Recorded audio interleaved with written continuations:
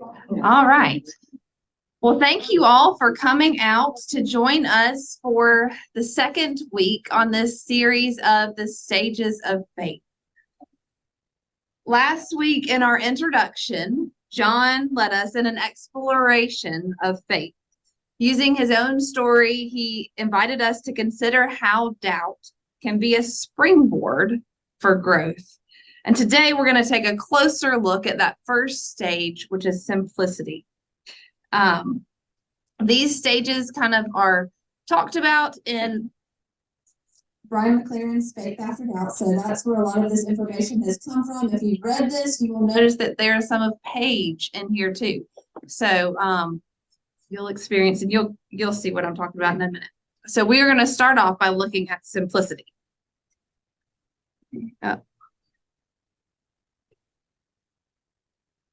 If I can get it to go on.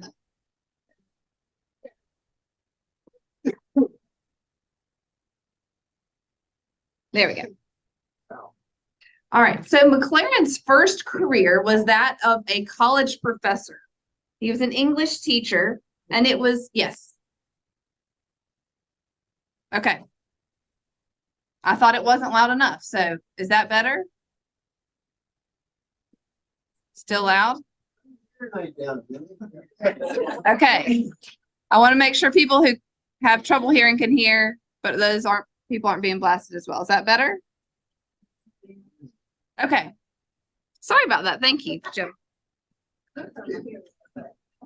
So in his career as a college English teacher, he was introduced to William Blake and patterns of human development.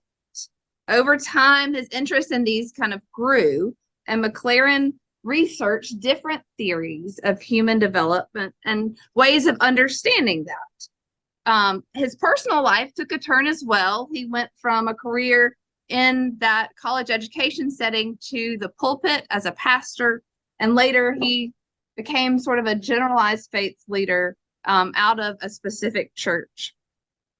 But as he was studying, his interest grew among all these different leaders and thinkers, he noticed some patterns. And from these patterns, among these theoretical frameworks and his observations on people's faith journeys and their stories, he integrated them into this 4-stage schema. And so that's where we get this 4 stages of faith development. Can I ask a question? Yes. Did you read your time? Yes. Okay, thanks.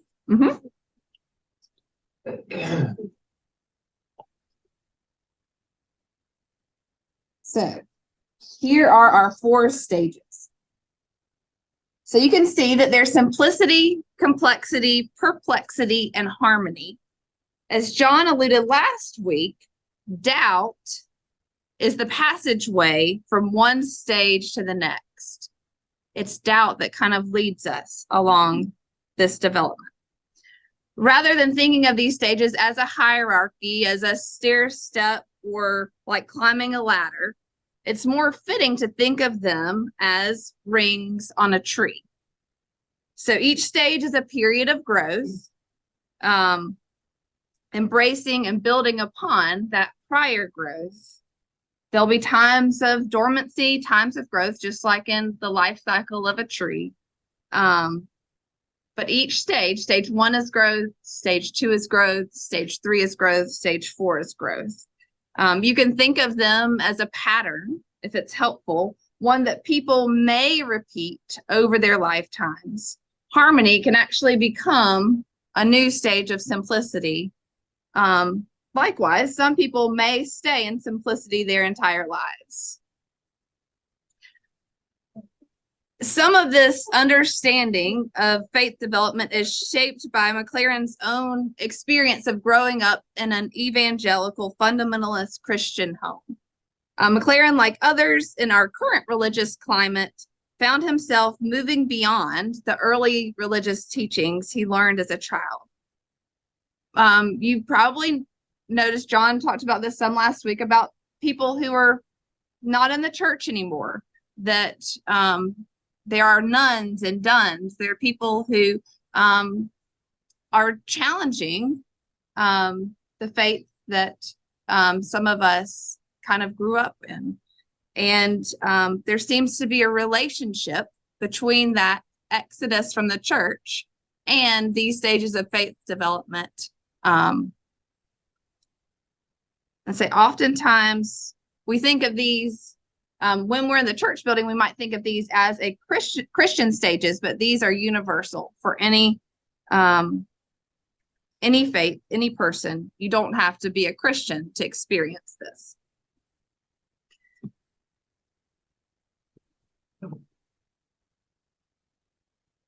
So if you think in terms of developmental milestones, there's a huge amount of growth and development that happens early on in a person's life.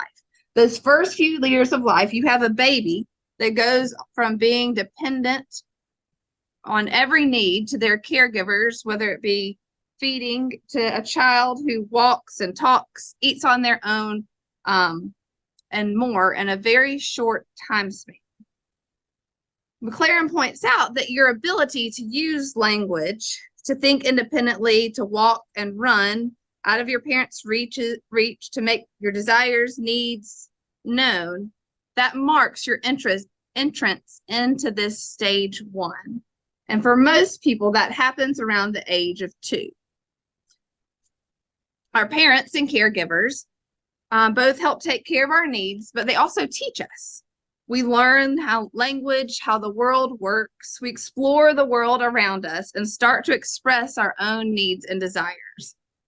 And as we do so, the adults around us have a primary responsibility, and that is to teach us to help survive independently in human society and the natural world by learning the difference between right and wrong, good and bad, safe and dangerous, appropriate and inappropriate, permitted and prohibited.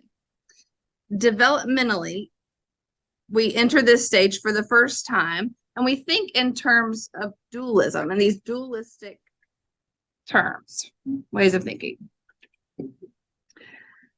So as children, simplicity is a fitting faith stage. We take all we're learning from the adults and the world around us and think about faith in simple terms. We're dependent on what authority figures teach us.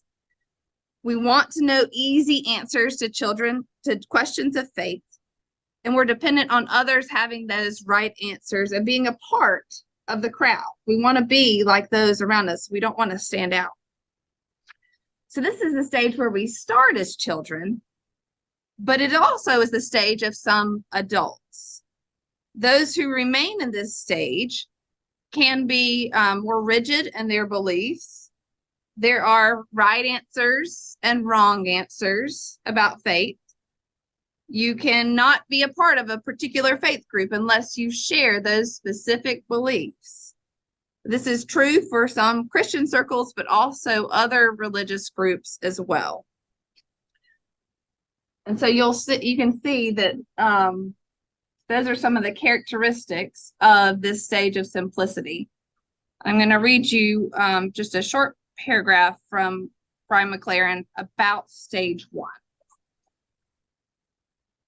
For stage 1, Jews, Christian, and Muslims, God is the big person in the sky who sets the rules, demands trust, requires obedience, and mandates punishment when rules are broken.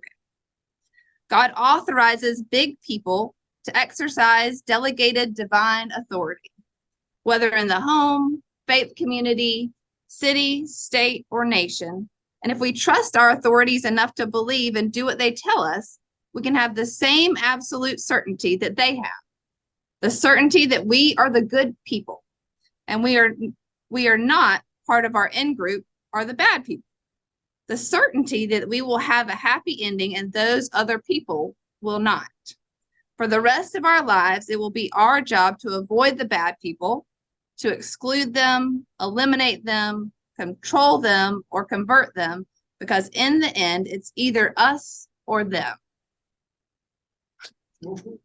So you can hear some of this dualistic thinking, good people, bad people, us, them, in this stage 1 of simplicity.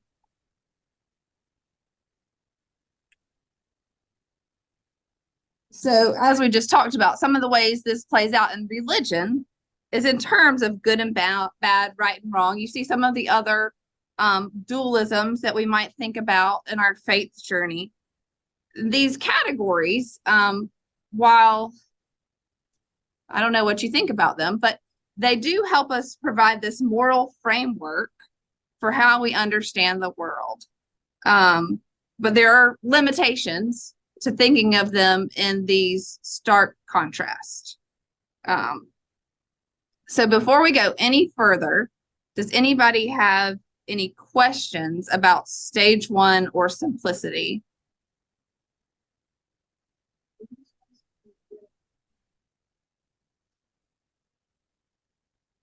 Doubt. Okay. I'll wear my hearing. Well, I can put this a little closer if that's helpful. On the previous slide, I spent my life as So it's sort of that understanding that it's us against them, that you have to have those right answers, and those who don't have the right answers, you want them to have the right answers, or you don't want to be a part of them at all.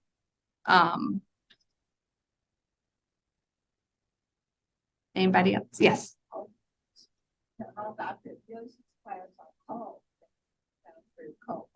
Mm. Repeat that question.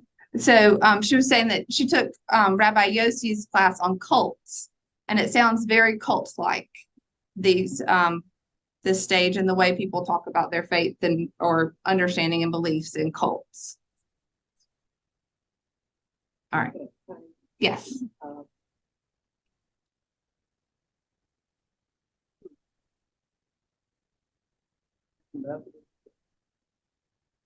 Where most of the faith teaching that I can remember from way back then was a lot like what you just described as the stage of simplicity. I'm a little put off by that now, but I wonder if we shouldn't guard against seeing that as all bad, or seeing that as perhaps establishing boundaries, or establishing a framework to grow through and grow from. And when I encounter people today who are in a stage of simplicity, I struggle to make sure I don't turn off to them or turn them off to me. There's some really, really good people who are in a stage of simplicity. I get more turned off if they try to get me to go to that stage with them. But I try not to be turned off if that's where they are and they understand where I am. I can be respectful of people that are. And I wonder if it's not almost a necessary step. I'll say, well, John said a lot in that. And he was talking about his own experience, both growing up in a Methodist church, that kind of some of those early stories and the ways that he was taught was put into the simplistic terms. And even interacting with people now, that it doesn't mean that that's a bad person. That I really appreciate that last comment. I wonder if it's a necessary step. And I almost think it is. If y'all want an outsider commenting on this, We have no outside. bad.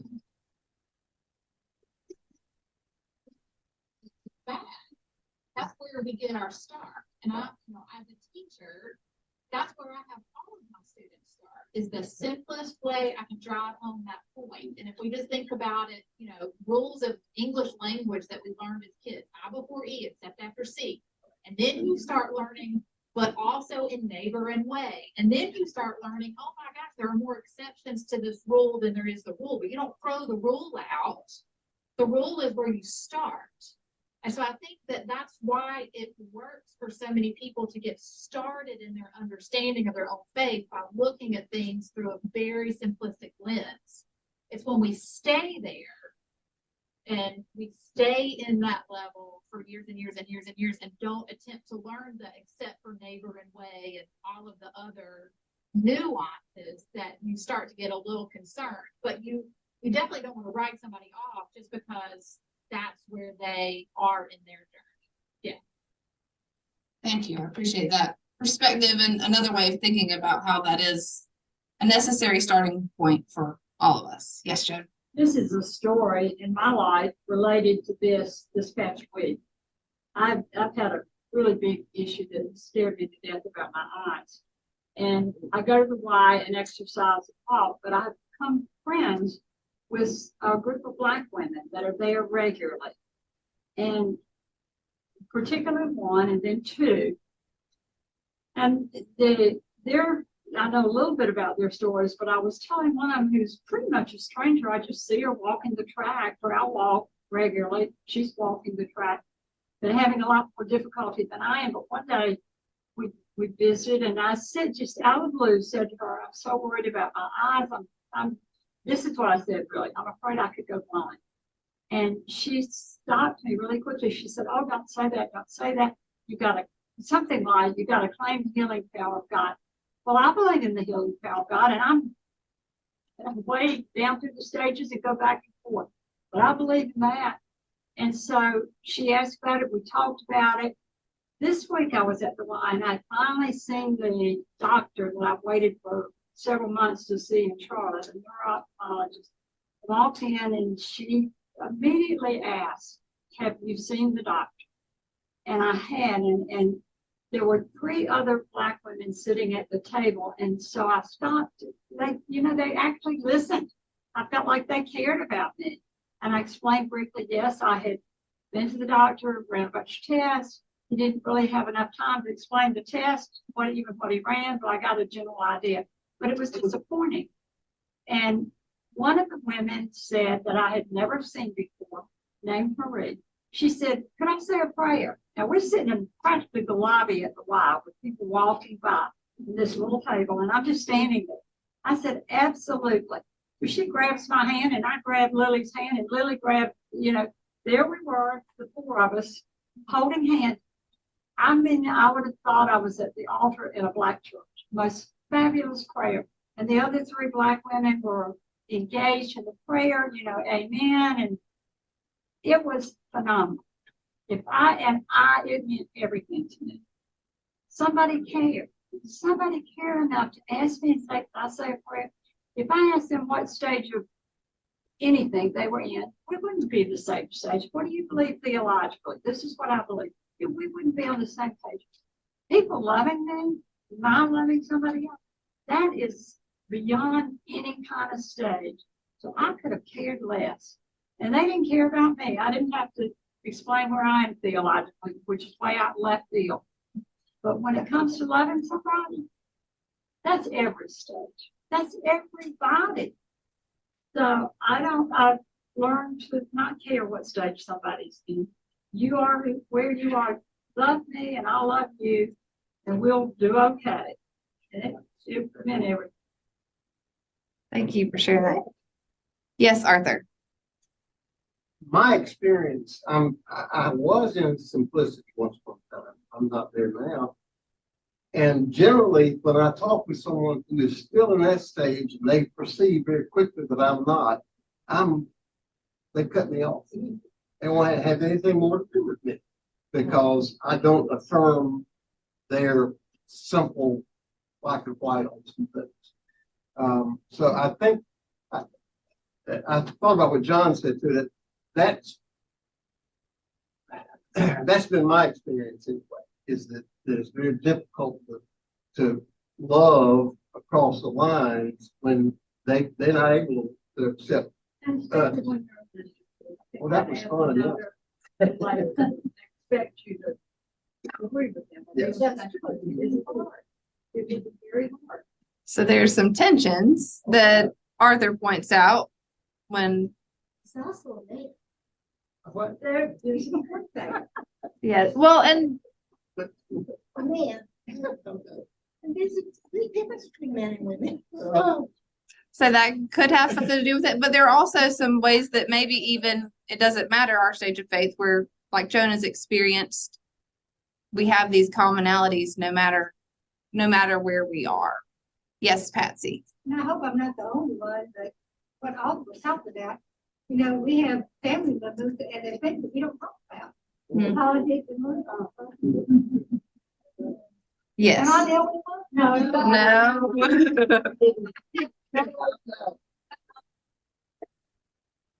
I'll say yes, it's not just outsiders that we have differences in our families as well. So, all right. So I want to ask you all a question. What was your favorite Bible story or faith-related story as a child? And if a few of you wouldn't mind just sharing those, not everybody has to, but just the name of one of your favorite Bible stories as a child. What are some of those that were favorites? Yes. Favorite was Noah's Ark because of the rainbow at the end. And that's so pretty. That was my favorite. Noah's Ark because of the rainbow. Okay. Yes.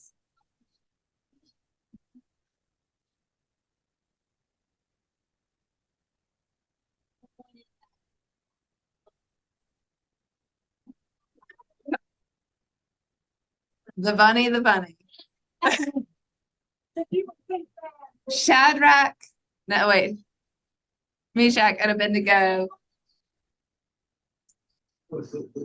But there is a VeggieTales episode that deals with a Easter bunny and like chocolate bunny, and so that helped put it in your mind as a favorite.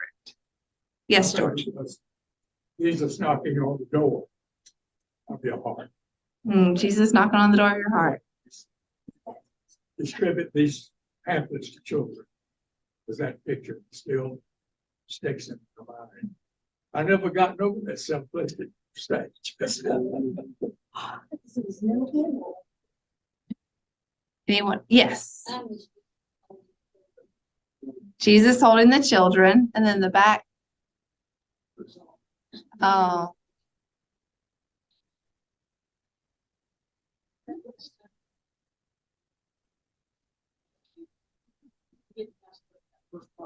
Paige, I couldn't hear her.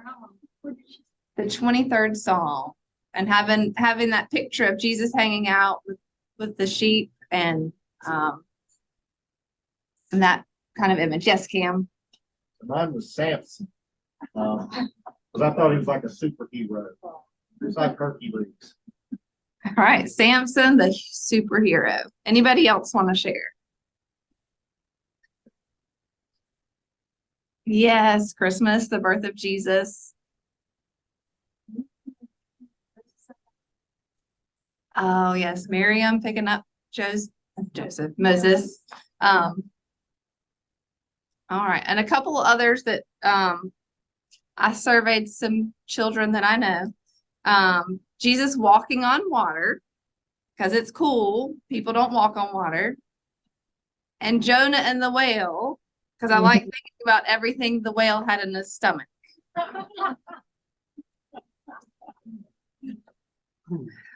And another little person said that this was their favorite, Daniel and the lions. And so we are going to take a few minutes to look at this story and think about it in terms of simplicity. So let's see here.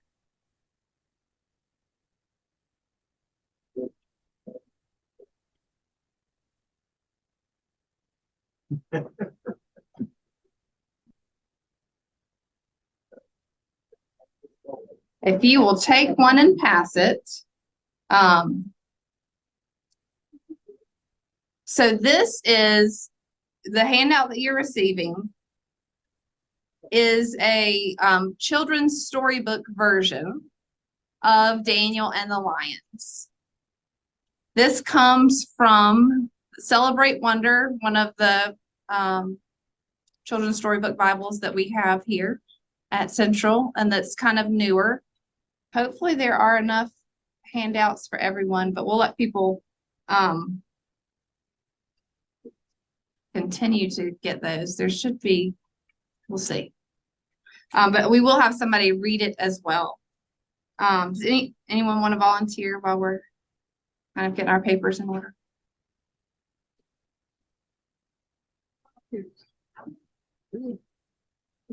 Somebody with a strong voice.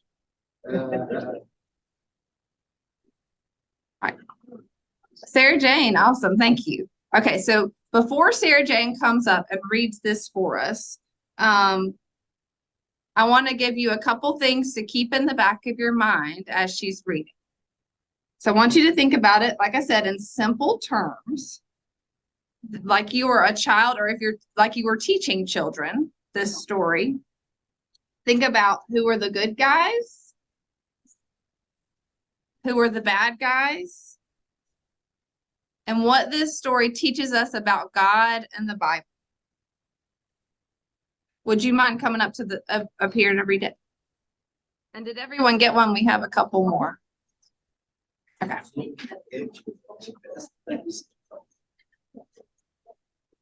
Okay. Can everyone hear me okay? Okay. Daniel loved God. He prayed to God kneeling in front of his window 3 times a day, every day.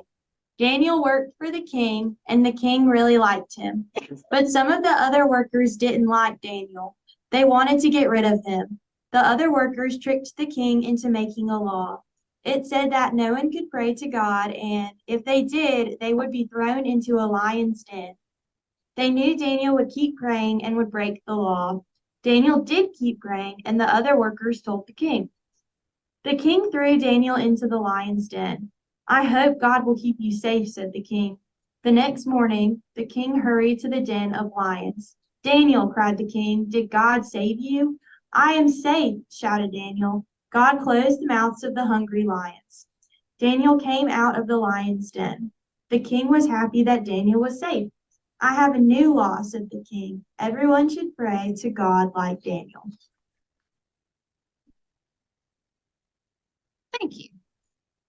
So what we are going to do with our next few minutes of time is we are going to get together in groups of 2 to 4 people. Y'all are adults. I'll let you choose your own groups. And if it's not 2 to 4 people, I'll be okay.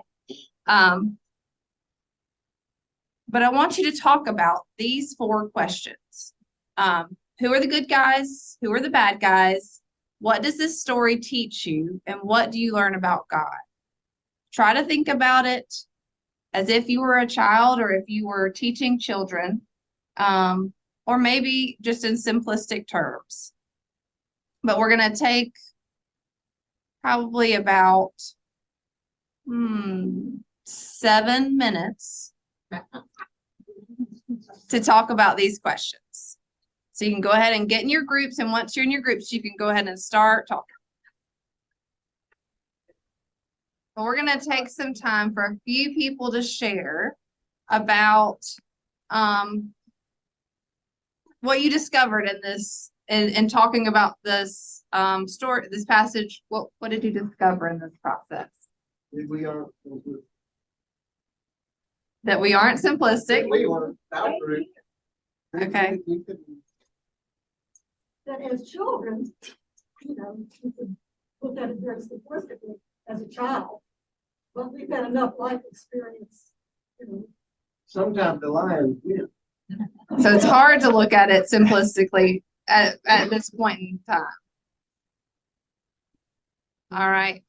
Jimmy, you've been kind of voluntold to share. Yep. Maybe we got a little different take of it, but the good guys, I speak for everybody. we kind of thought that the good guys were the lions.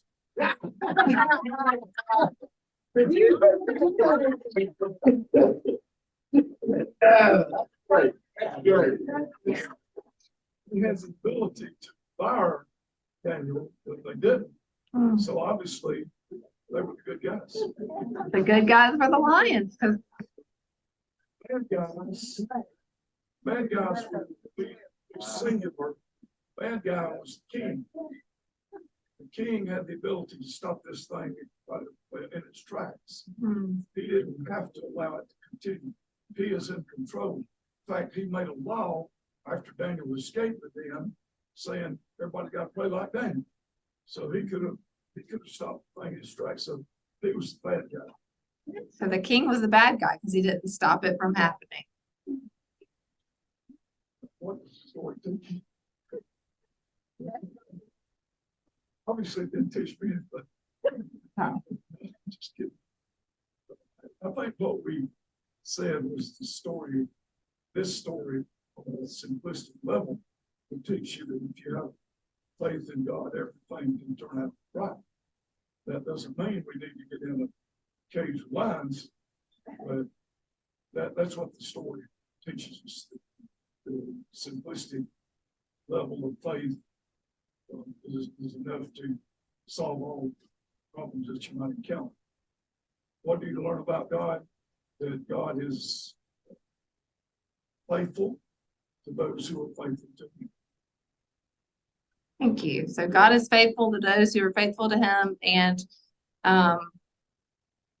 you said I'm not going to say it exactly as you said it. But if you have faith, everything's going to be all right. Is that That's pretty much it. okay? Anybody else want to share about your experience, something that stood out from your conversations or that you noticed as you were talking through these questions? Or if you had a different answer to one of these questions. Yes, Mitch. This is kind of the after discussion, but the bad guys were the ones that were tattletale. They went cold on Daniel. Don't be a tattletale.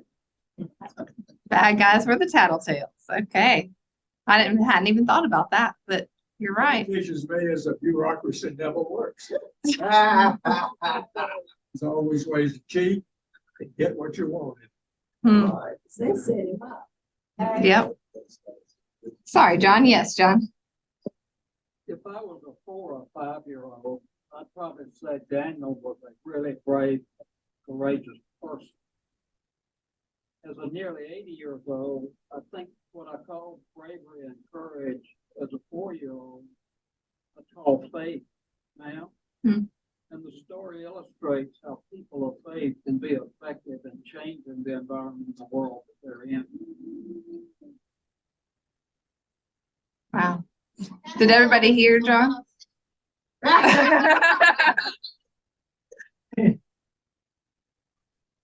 That's exactly.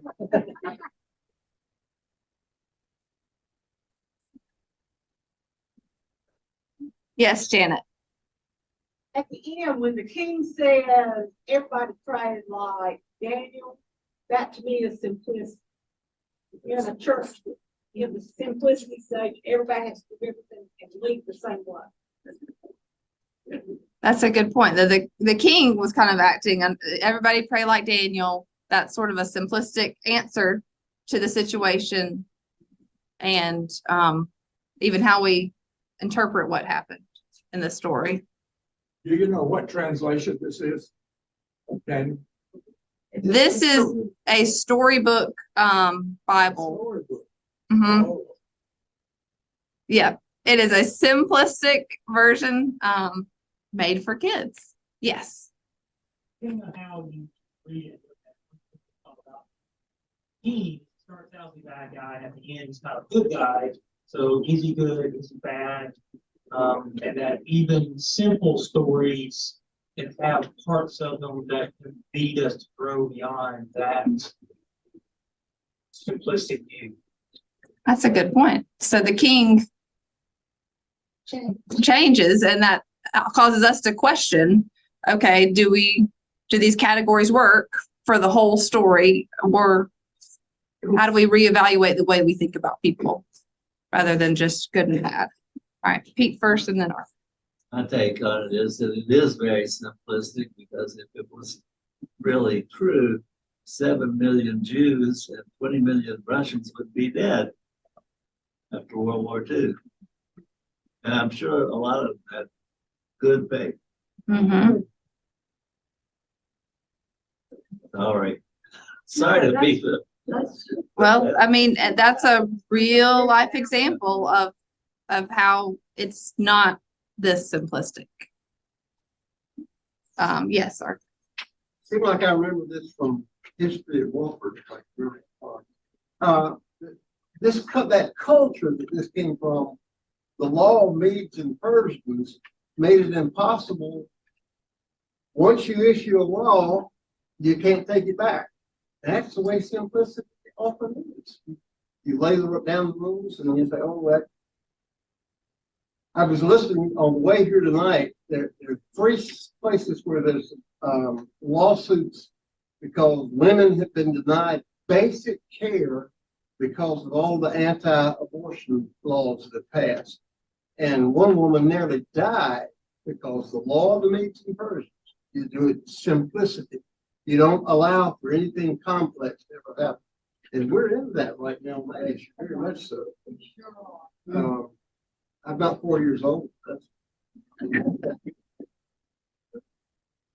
And that's an important way, I think, to look, not when a child is 5 years old, 4 years old, but when you're older and these stories are told, read, you've got to look beyond what they said.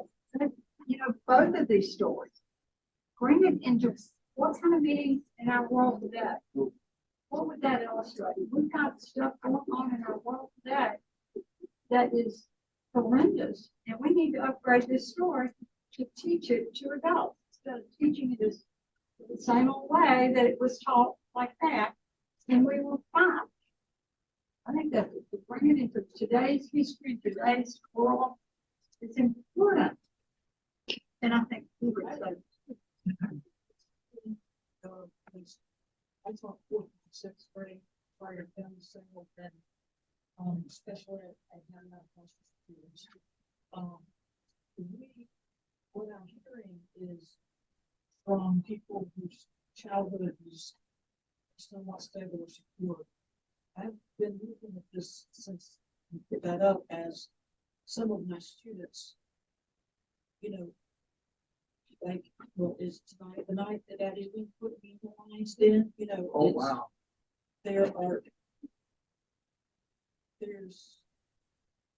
We have a simplicity amongst ourselves, or a way of thinking like a 4-year-old in the way that this is leading us.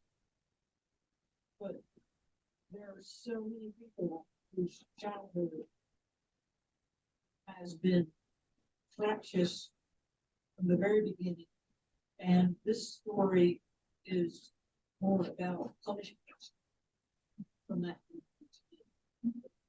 And you know, like God is magic, is God going to save me tonight? You know that. So that is also very simple, but it's from poverty or you know. Anyway. Yes, thank you for that. Yes, Andy. Not to think that this way, but this would be a popular story in a Sunday school in a snake handlers. I mean, it's the same lesson. If you hold on to your faith, you won't get hurt, even though naturally you should. Grab the rattlesnake, you'll be okay if you have faith in God.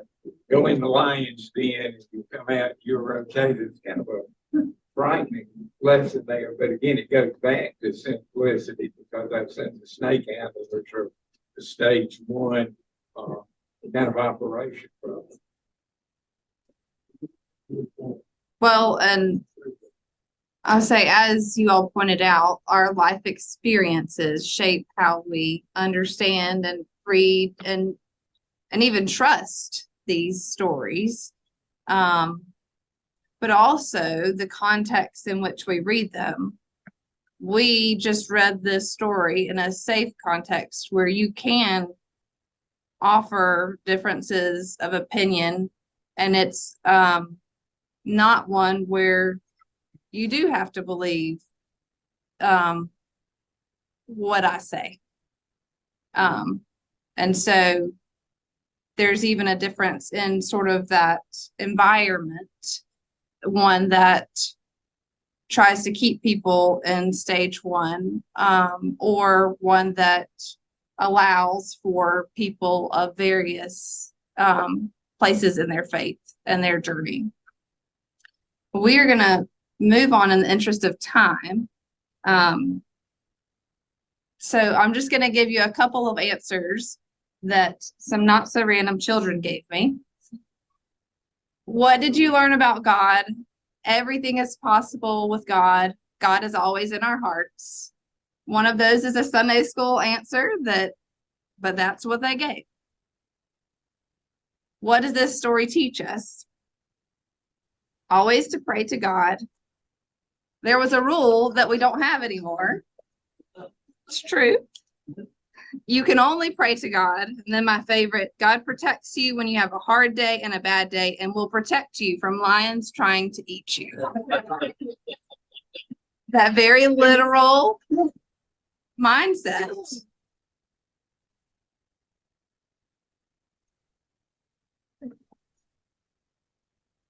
So we've sort of pointed to this in some of our conversation, but there are some gifts in this stage. I mean, we all have to start somewhere. Our brains in our early life start thinking in these concrete ways. Yes, thank y'all for coming, choir crowd.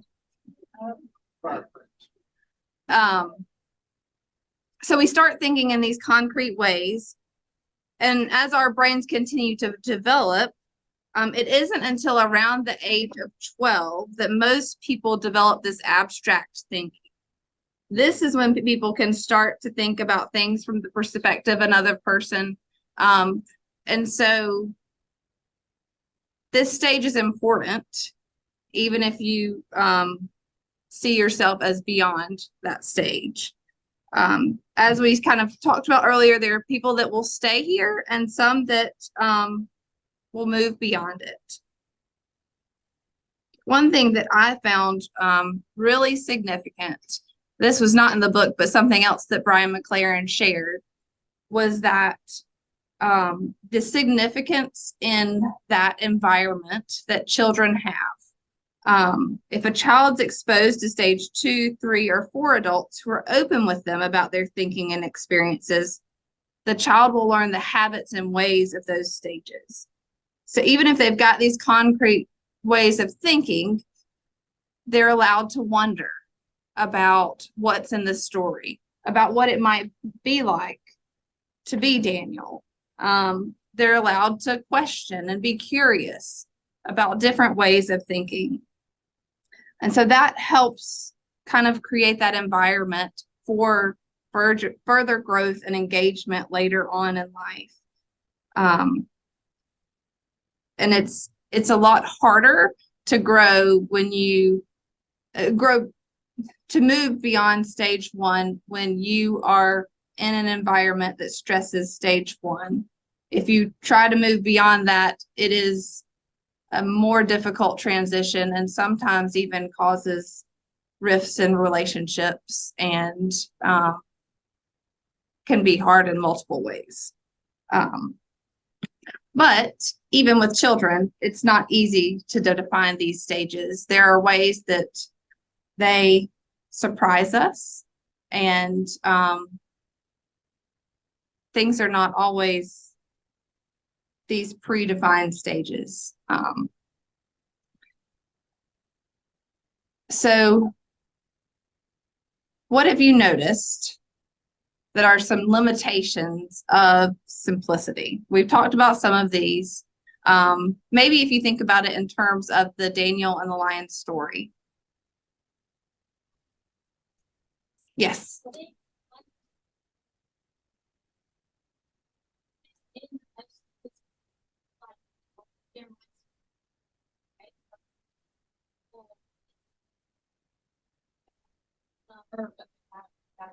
And then also, like, what other people have been saying, like, your experiences and everything kind of like impact that lens of simplicity that like you don't necessarily have. Like, so that you can't really apply that lens. If that makes sense. I don't know if that makes sense, but I was trying to put that to words.